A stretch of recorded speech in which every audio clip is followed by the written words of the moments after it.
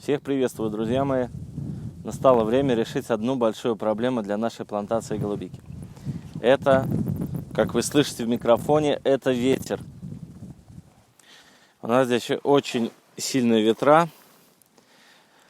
И вот за мной вы видите хоть какие-то деревья. Но эти деревья настолько жидкие, что через них даже очень сильно дует. Не говоря уже о вот таких вот проплешинах, через которые не то что дует, просто кусты выворачивает. Мы когда садили первые кусты, был настолько шквальный ветер, шквалистый, метров 20, наверное, в секунду. Он просто выворачивал некоторые кусты.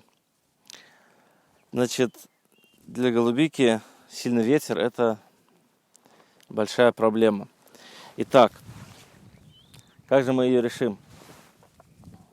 Некоторые пытаются садить сосны. Почему именно сосны? Потому что сосны, значит, у них основная часть корней растет вниз, а не в стороны. Поэтому не сильно они забирают место на вашей плантации. Если вы близко к голубике посадите ту же ель, то, значит, у елки поверхностная корневая система, так же, как и у голубики. И эти корни очень широко будут у елки, когда она вырастет. И она, конечно же, задушит вашу голубику. Поэтому для экономии пространства, конечно, рекомендуют высаживать сосны. И просто не давать им высоко расти, подрезать ихнюю крону, чтобы останавливать их рост. И тогда они будут у вас низкие, широкие. Но есть одно но, которое мне не очень нравилось. Это то, что и сосны, и ели, как бы спрятаться от ветра тут получше, и сосны, и ели очень медленно растут. Там по 10-20 сантиметров в год, это меня абсолютно не устраивает. Мне нужно прямо сейчас. Значит, какой выход? Выход мне подсказал мой коллега Александр, за что ему большое спасибо. Значит, выход вот какой. Посадить лиственницу. Значит, лиственница то же самое. Выглядит как елка. Значит, растет в разы быстрее. Значит, в год до метра прироста. Вырастает там, по-моему, до 20 метров, по-моему, если я ничего не путаю. Итак, друзья, мы с вами сейчас собираемся, едем в питомник, где выращивают многие деревья, в том числе лиственницу. Поехали!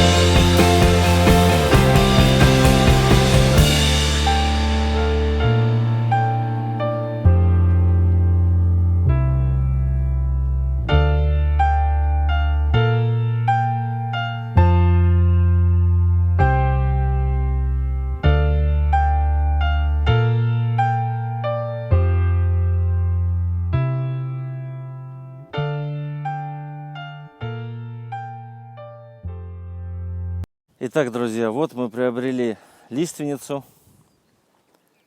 Купил я 20 штук. Но так как я в этом хозяйстве я уже был не раз, и они попросили меня провести консультацию по голубике. Они начали заниматься голубикой, но информации у них, к сожалению, мало. Не знаю, почему они не могут залезть в интернет и посмотреть. Есть куча информации. Но я съездил к ним вот теперь уже второй раз вместе с вами. Приехал туда с pH-метром, померил их почву, посмотрел, как они пытаются размножать, посмотрел парники. В общем, подкорректировал немножко их работу. Значит, благодарность за это. Значит, они мне подарили 3 лиственницы. Ну, за что я им очень благодарен. Значит, купил я не только лиственницу, но и не удержался и купил 1 штучку голубой ели. Я пока не знаю, как это будет смотреться среди лиственниц. Но я намеренно не покупал там 10-20 штук этих голубых елей. Я взял пока 1 и решил посадить на одно место, посмотреть, как оно будет. Место это вот здесь. Вот здесь вот небольшой пригорок. Я хочу вот посадить именно наверху этого пригорка. Как вы видите, этот пригорок сделан из мусора. Когда-то здесь делали съезд, въезд, выезд и накидали всякого строительного мусора. Сверху, конечно, уже успело кое-что нарасти, хотя бы там, не знаю, сантиметров 10, может быть, слоя есть земли. А с той стороны я уже посадил лиственницу еще неделю назад. Я был в том хозяйстве, купил 10 штук. И теперь вот на этом месте посажу все остальные. Давайте посмотрим, что это за лиственница такая.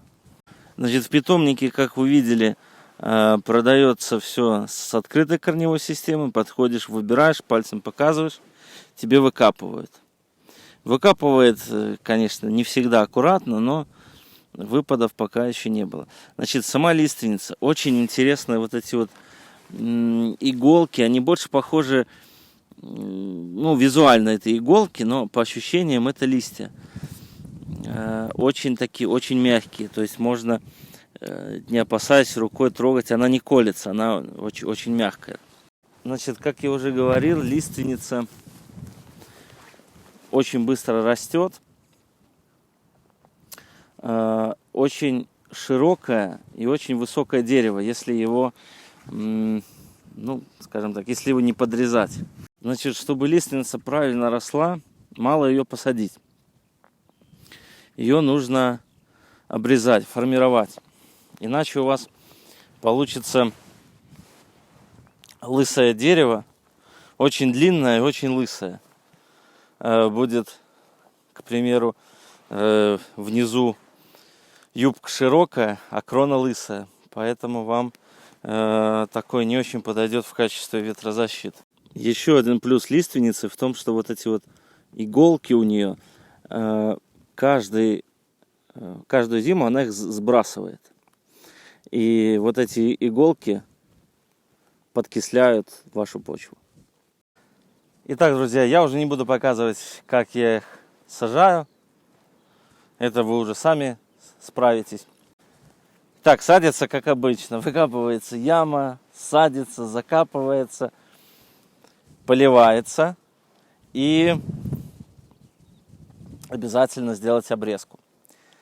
Если вы не будете делать обрезку, ежегодную обрезку, то у вас мало того, что будет дерево некрасивое, оно еще и мало будет защищать от ветра. Не бойтесь обрезать. Смело можете обрезать треть от купленного саженца при посадке.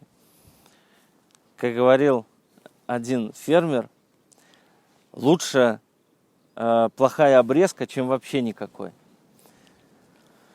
А что не бойтесь ошибиться, что вы там что-то не то отрежете, ничего страшного. Даже если вы загубите это дерево, вы приобретете бесценный жизненный опыт, что так делать больше нельзя.